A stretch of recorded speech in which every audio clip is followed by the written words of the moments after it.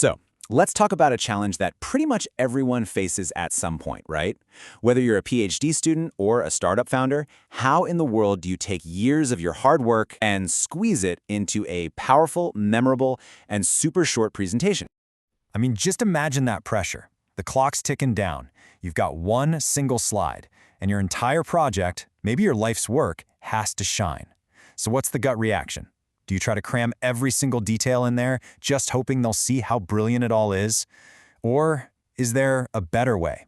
A way to actually make a real, lasting impact? To figure this out, we're actually going to follow a real-world case study. It all started with a PhD student on Reddit who posted this exact problem. And it gives us this perfect little window into the instincts we all have when we're put on the spot like this. And there it is, the classic impulse.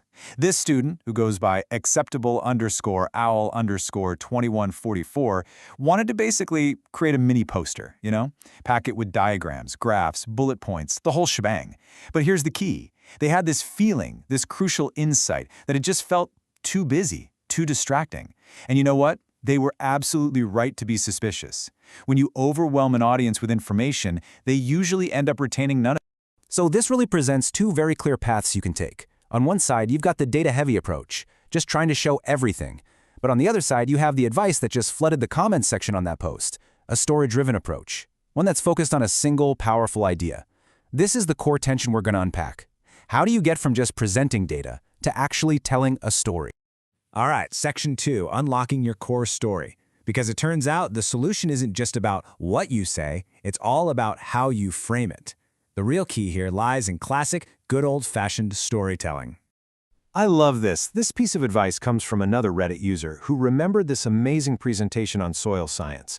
It used a super simple image, just a cow in a cornfield, and one single clear message. It wasn't about complex data pipelines or anything. It was about a simple, memorable story that just sparked curiosity. That's what lets the presenter fill in all the details later. You know, this idea of creating interest through a simple narrative, it actually has a name. The amazing graphic designer Nancy Duarte calls it sparklines. It's this really powerful way to structure a presentation that works by creating a gap between the current reality, the what is, and a better ideal future, the what could be. Your work, your whole project, becomes the bridge between those 2 points. Just think about one of the most famous speeches in history for a second. Martin Luther King Jr. didn't just stand up and list a bunch of problems. No way. He painted this vivid, painful picture of the harsh reality of what is, and then he contrasted it with his powerful, inspiring dream of what could be. And it's that contrast, that bridge from a bleak reality to a hopeful future, that creates tension, hope, and an absolutely unforgettable call to action.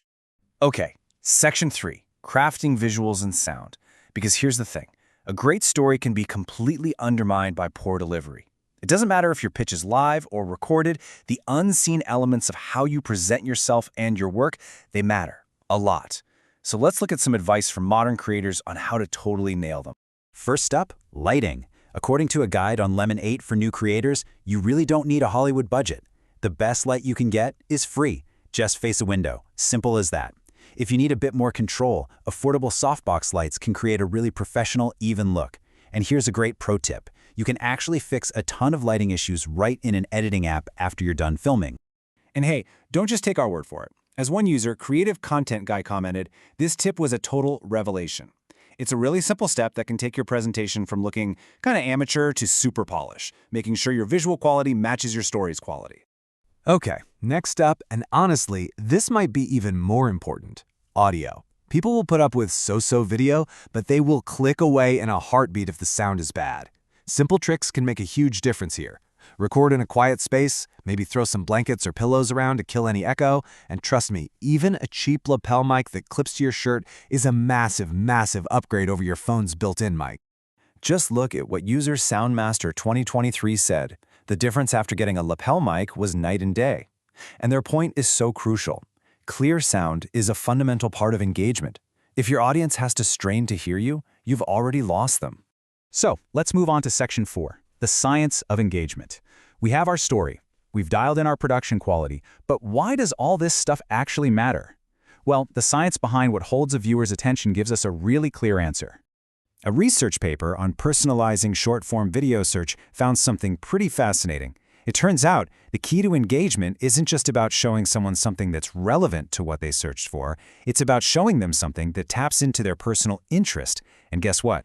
A well-told story is the ultimate form of personalization. It connects with a universal human interest that we all share. The numbers completely back this up. When a platform started prioritizing user interest, they saw a staggering 20% increase in video watch time. 20%! People don't just stick around for data. They stay for content that really resonates with them on a much deeper level. And it also attracted way more people right from the start. That same system led to a more than 10% jump in the click-through rate. What this proves is that a message framed around genuine interest doesn't just hold attention, it actively captures it, pulling people in from a whole sea of other options. So let's connect all the dots here. The science shows that engagement skyrockets when content is personalized to a viewer's interests. And the advice from storytellers and content creators, well, it gives us the exact toolkit to do that. Craft a narrative that creates that what could be vision, and then deliver it with clean visuals and crisp audio so there are zero distractions. Okay, we've heard from an academic, from storytellers, video creators, and data scientists. Now, let's synthesize all of this awesome advice into a simple, actionable blueprint that you can use for your next big pitch. Here it is, just 4 steps. First, find your one core message. If they remember absolutely nothing else, what is that one thing?